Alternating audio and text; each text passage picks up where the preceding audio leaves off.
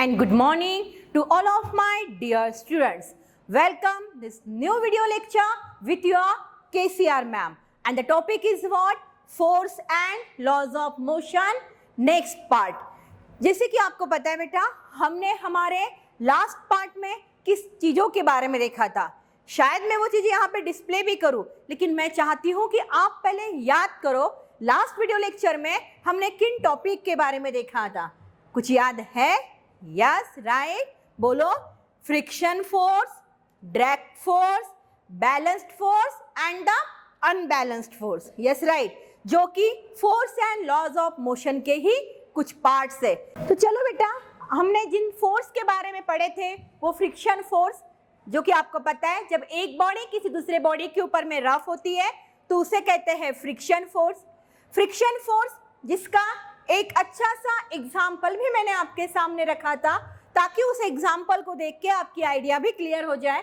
बाद में हम लोगों ने डिस्कस किया था ड्रैग फोर्स के बारे में, कि जब कोई ऑब्जेक्ट किसी मीडियम से ट्रैवल करता है उस समय उसके ऊपर अप्लाई होने वाले फोर्स को हम ड्रैग फोर्स बोलते हैं। ड्रैग फोर्स के बाद हमने डिस्कस किया था बेटा बैलेंस्ड फोर्स को। बैलेंस्ड फोर्स के बाद में हम लोगों ने अनबैलेंस्ड फोर्स के बारे में भी देखा था। डायग्रामेटिकली मैंने ये सभी बातें आपको क्लियरली समझाई थी कि कौन सा फोर्स ड्रैग फोर्स है, कौन सा फोर्स फ्रिक्शन फोर्स है, कौन सा फोर्स बैलेंस फोर्स है और कौन सा फोर्स अनबैलेंस्ड फोर्स है। जैसे कि अगर ये डायग्राम आपको क्लियर हो रही है तो यहाँ पे आपको दोनों कंसेप्ट समझ में आ रहे हैं, balance force, unbalanced force, balance force, unbalanced force. ठीक है, अगर आप नेक्स्ट डायग्राम भी देख रहे होंगे तो इसमें भी आपको दोनों फोर्स का कंसेप्ट क्लियर हो रहा है, unbalanced force, now next balanced force. Okay, तो इन तरीके से हमने इन्हीं फोर्स के बारे में देखा। Again this is the example of the unbalanced force. उसके बाद में नेक्स्ट टॉपिक आज हमें डिस्कस करने हैं न्यूटन्स के लॉज ऑफ मोशन। कौन से टॉपिक डिस्कस करने हैं हमें?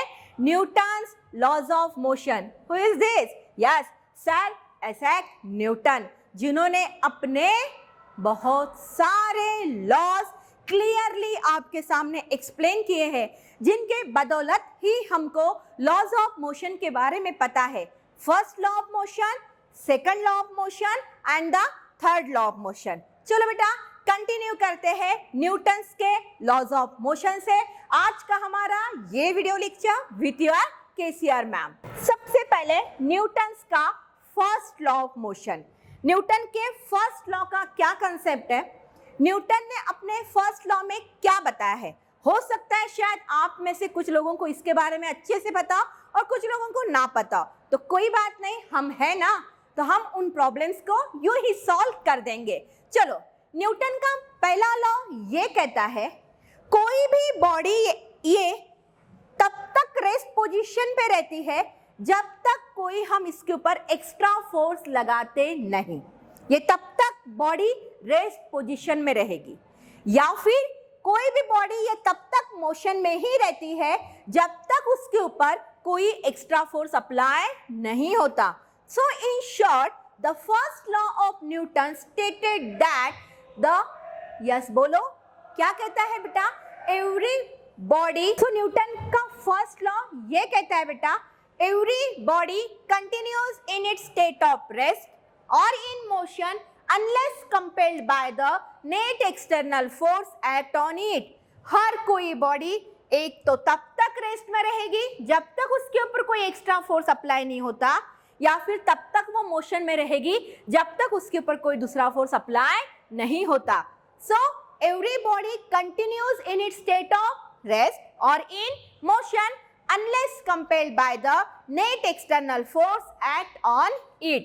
सो देखिए statement, every body continues in its state of rest or of uniform motion along a straight line unless it is compelled by an external force to change that state। जैसे कि कोई आदमी दौड़ रहा है, उसको रेस्ट में लाना है आपको, तो वो खुद की बॉडी को रेस्ट में लाने के लिए भी खुद के ऊपर कोई ना कोई फोर्स अप्लाई करेगा, या आपको भी अगर उसको रोकना है, आपकी आवाज से वो सुन नहीं रहा है, वो दौड़े जा रहा है, आप क्या करोगे? आप जाओगे उसके पास में, उसको हाथ लगाओगे, उसको बोलोगे रुक भाई। समझ में आ गया? दैट मीन्स वो बॉडी मोशन में थी, एक्स्ट्रा फोर्स लगाया, वो रेस्ट में आ गई। आपने एक भारी भरकम बुक टेबल पे रख दी, टेबल पे रखने के बाद में अब आपको पता है कि उस बुक को मोशन में लेके आना है, तो वो कब मोशन में आएगी? जब आप बुक के ऊपर क्या अप्लाई करोगे? फोर्स। तो यही न्यूटन का पहला लॉ है कि जब तक बॉडी रेस्ट में नहीं आती, जब तक उसके ऊपर कोई एक्स्ट्रा फोर्स अप्लाई नहीं होता, या बॉडी कोई मोशन में नहीं आती जब तक उसके ऊपर कोई एक्स्ट्रा फोर्स अप्लाई नहीं होता। यही है न्यूटन का फर्स्ट लॉ ऑफ मोशन। ये डायग्राम अगर आप लोग देख रहे होंगे तो इस डायग्राम से मुझे आपको एक ही बात बतानी है। ऑब्जेक्ट रेस्ट में था, अंकल ने इस ऑब्जेक्ट को थ्रो किया, दैट मीन्स व्हाट? अंकल ने उस ऑब्जेक्ट के ऊपर में क्या अप्लाई किया बेटा? फोर्स अप्लाई किया, तो ही जाके वो बॉडी क्या हुई? यस बताइए, क्या हुई बेटा? मोशन में आई। समझ में आ गया? फोर्स अप्लाई करने के बाद, अदरवाइज वो क्या थी? रेस्ट थी। फिर बाद में मोशन अप्लाई, मतलब फोर्स अप्लाई करने के बाद वो मोशन में आई। This is the Newton's first law of motion. Is it clear? Now Newton के फर्स्ट लॉ ऑफ मोशन से ही रिलेटेड कंसेप्ट आता है बेटा इनर्शिया। एक्चुअली न्यूटन्स के 3 लॉ है, जिसमें मैंने एक लॉ आपको क्लियर कर दिया, और वो एक लॉ कौन सा? First law of motion. Is it clear? लेकिन आप न्यूटन के फर्स्ट लॉ ऑफ मोशन से पे ही रिलेटेड कंसेप्ट आता है बेटा इनर्शिया वाला, तो मुझे आपको इनर्शिया वाला कंसेप्ट समझाना पड़ेगा।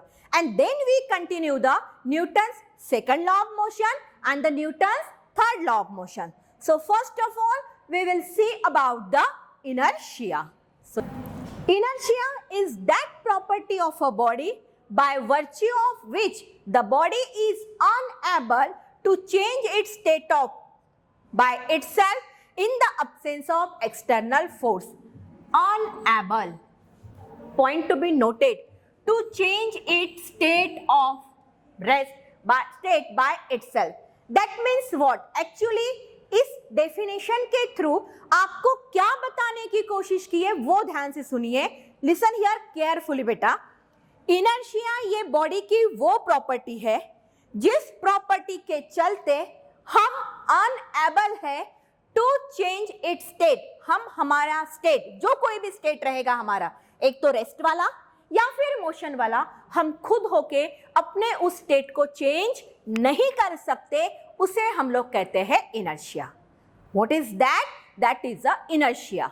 बस में बैठे हो, बस ड्राइवर ने सडनली ब्रेक लगा दिया, आपकी बॉडी आगे जाती है, आप उसको रोक नहीं पाते। That is the inertia. समझ में आ गया बेटा? तो ये इनर्शिया है। Now inertia is of 3 types. Inertia clear हो गया? समझा मैंने क्या कहा? इनर्शिया बॉडी की ये वो प्रॉपर्टी है which is unable to change its state by itself. खुद होके हम अपनी बॉडी की कोई भी स्टेट को चेंज नहीं कर सकते। That is the inertia. Now inertia has 3 types. Inertia of rest, inertia of motion, inertia of direction. 3 types है और ये तीनों टाइप्स में आपको वन बाय वन करके समझाना चाहती हूं क्योंकि ये बहुत ही इंपॉर्टेंट टॉपिक्स है। सबसे पहले हम लोग देखते हैं इनर्शिया ऑफ रेस्ट।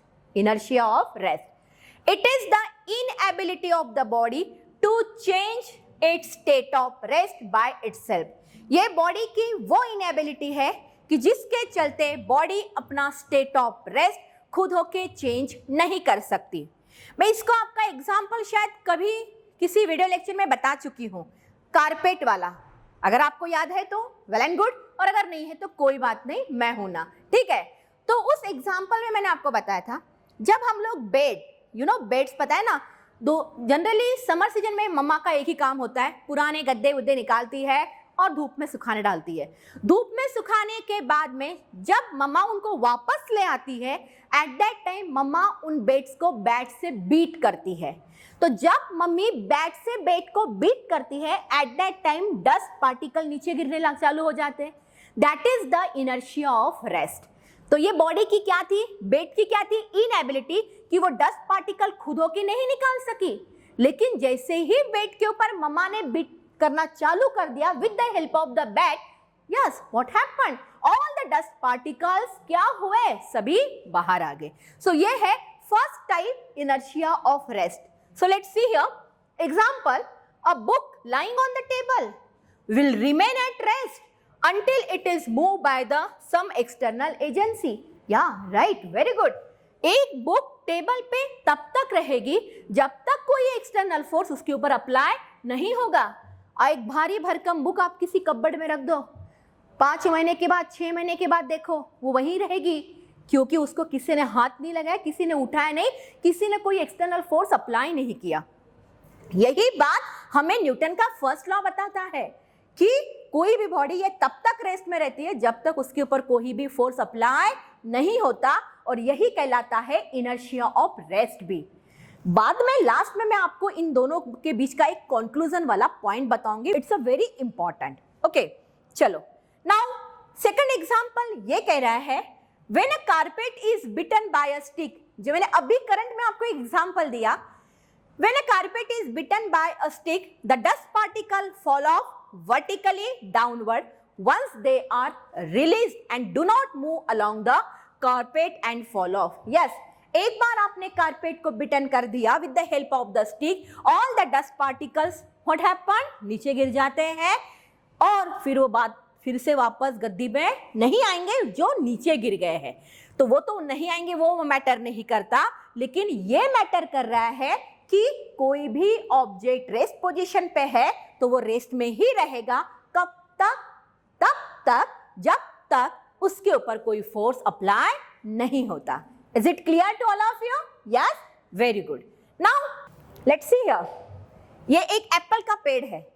अब मैं आपको इसका ही कंसेप्ट इनर्शिया ऑफ रेस्ट में बता रही हूं। जब तक इस पेड़ को हमने हिलाया नहीं, उसके ऊपर कोई फोर्स अप्लाई नहीं किया, सभी एप्पल्स पेड़ पे थे। That is due to the inertia of rest. लेकिन जैसे ही पेड़ पे हमने फोर्स अप्लाई किया, व्हाट हैपेंड? सभी एप्पल्स कहां आ गए बेटा? नीचे। So it is one of the best example of inertia of rest. Now the next topic. Next topic is the inertia of motion. What's that? Inertia of motion. Inertia of motion इस topic में क्या बताया है? Second type है inertia. Inertia of motion is the inability of the body to change its state of motion by itself. ये भी body की एक इनएबिलिटी ही है कि जिसके चलते बॉडी अपने मोशन वाले स्टेट को खुद होके चेंज नहीं कर सकती। कौन से स्टेट को? State of motion. To change its state of motion by itself. Is it clear? मतलब बॉडी अपने मोशन वाले स्टेट को भी खुद होके चेंज नहीं कर सकती। This is the inertia of motion. Let's see example. Example आपको बहुत अच्छे तरीके से समझ में आएगा। Passenger sitting in a moving car falls forward when the car stop suddenly. Yes और नो? शायद ये एक्सपीरियंस तो आपने भी लिया होगा। आप किसी कार में बैठे हो, सडनली ब्रेक लगाया, आप आगे आते हो। आप कहाँ आते हो? आगे आते हो। एट दैट टाइम क्या आप अपने बॉडी के मोशन वाले स्टेट को रोक पाए? यस और no? No. Yes, very good. नहीं रोक पाते बेटा। ये एक्सपीरियंस तो आपने कितनी बार तो भी लिया होगा कि जब हम किसी कार या बस में ट्रैवल कर रहे हैं, बस ड्राइवर, कार ड्राइवर ने सडनली ब्रेक लगा लिया, एट दैट टाइम हमारी बॉडी अचानक से कहाँ आती है? आगे के साइड में। This is the inertia of motion and eight that time हम कुछ भी नहीं कर सकते। ठीक है। Second, an athlete running in a race will continue to run even after reaching the finishing point. Yes, right, absolutely right. शायद ये भी आपने भी कभी देखा होगा। अगर आप किसी रेसिंग में पार्टिसिपेट हुए हो, एक फिनिशिंग लाइन होती है, एक फिनिशिंग पॉइंट होती है जहां तक हमें पहुंच के रेस को जीतना होता है। हम उस पॉइंट तक पहुंच तो जाते हैं, लेकिन पहुंचने के बाद भी हम कुछ देर आगे दौड़ते ही रहते हैं। क्यों? सडनली हम हमारे मोशन वाले स्टेट को अचानक से रोक नहीं सकते। इसे ही कहते हैं इनर्शिया ऑफ मोशन। क्या कहते हैं बेटा? Inertia of motion. समझ में आ गया सेकंड पॉइंट? यस, ध्यान दो। कार ड्राइवर कार से ट्रैवल कर रहा है, जा रहा है अच्छे खासा कहीं घूमने, लॉन्ग ड्राइव पे निकल पड़ा है। सामने से कुछ आया होगा, सडनली उसने लगाया ब्रेक। ब्रेक लगाते ही उसकी बॉडी गई आगे। That is inertia of motion. That is the inertia of motion. Is it clear? Nice, very good. Now the next topic is inertia of direction. What is that? Inertia of direction. चलो, एक हुआ inertia of motion, एक हुआ inertia of rest, और तीसरा point है inertia of direction. चलो अब इसमें भी देख लेते हैं क्या दिया है. It is the inability of the body to change its direction of motion by itself. ये भी बॉडी की एक इनएबिलिटी है कि बॉडी खुद होके अपने चेंजिंग डायरेक्शन ऑफ मोशन के कंसेप्ट को कंट्रोल नहीं कर सकती, जिसे हम लोग बोलते हैं इनर्शिया ऑफ डायरेक्शन. शायद ये कंसेप्ट आपको एग्जाम्पल से और ज्यादा और अच्छे से क्लियर हो. कैसे? When a bus moving along a straight line, when a bus moving along a straight line takes a turn to the right. Bus driver ने टर्न ले लिया राइट साइड में, ठीक है. At that time the passengers are thrown towards the left. शायद ये experience भी आपने लिया होगा. जैसे इसके पहले वाला एक्सपीरियंस आपने लिया है, बस ड्राइवर ने सडनली लगाया ब्रेक, बॉडी गई आगे, inertia of motion. Bus driver ने ले लिया turn towards right, body falls हुई towards left. This is the inertia of direction. समझ में आ गया? क्या कहा बेटा हमने? Inertia of direction. This is due to inertia which makes the passenger travel along the same straight line even though the bus has turned towards the right. Yes बेटा, बस तो सीधी सीधी जा रही थी, बस ड्राइवर ने टर्न ली करके हमारी बॉडी लेफ्ट हैंड साइड में फॉल हुई मतलब गिरी नहीं, हम झुकते हैं, ठीक है. बस ड्राइवर ने टर्न लिया राइट साइड में, हमारी बॉडी झुकती है लेफ्ट साइड में. अदरवाइज हमारा पाथ तो स्ट्रेट ही होता है, झुकने का तो कोई सवाल ही नहीं पैदा होता, लेकिन झुकते हम इसलिए है क्योंकि ड्राइवर ने लिया है टर्न. ड्राइवर ने क्या लिया है? टर्न. तो ये सब बातें हैं बेटा जो हमें सिखाने पे या फिर सीखने पे मजबूर करती है कि ये इनर्शिया ऑफ मोशन है, ये इनर्शिया ऑफ डायरेक्शन है, ये इनर्शिया ऑफ रेस्ट है. ये सिंपल बातें हैं बेटा, ये सिंपल ऑब्जेक्ट है, ये सिंपल एग्जाम्पल है जो हम हमारे डे टू डे लाइफ में देख चुके हैं. जैसे अगर ये वाला कंसेप्ट आप लोग देख रहे होंगे तो देखिए बेटा, यहाँ पे क्लास ध्यान दीजिए. जैसे ही ड्राइवर ने टर्न ली वैसे ही बॉडी अपोजिट साइड में फॉल हुई. फॉल मतलब thrown off due to the inertia of direction. Is it clear? तो इस तरीके से बेटा हमने inertia of rest, inertia of motion, inertia of direction ये कंसेप्ट पढ़े. और आपको एक फाइनल कंक्लूजन बताओ. जैसे हमने देखा, एक तो बॉडी रेस्ट में ही रहती है जब तक कोई उसके ऊपर फोर्स अप्लाई नहीं होता, इनर्शिया ऑफ रेस्ट में. बॉडी मोशन में रहती है जब तक उसके ऊपर कोई एक्सटर्नल फोर्स अप्लाई नहीं होता, इनर्शिया ऑफ मोशन में. देखा हमने, मतलब कंट्रोल नहीं कर पाते. यही कंसेप्ट हमें लेके आते हैं न्यूटन के फर्स्ट लॉ पे. कहाँ पे? न्यूटन के फर्स्ट लॉ पे. तो बेटा ये सब पॉइंट्स मुझे आपको न्यूटन के फर्स्ट लॉ ऑफ मोशन के बाद बताना बहुत जरूरी था, क्योंकि ये सभी पॉइंट न्यूटन के फर्स्ट लॉ ऑफ मोशन से रिलेटेड है. और इसीलिए कहीं ना कहीं ये कहा जाता है first law of motion is analogous with the law of inertia. First law of motion is analogous with the law of inertia. समझ में आ गया?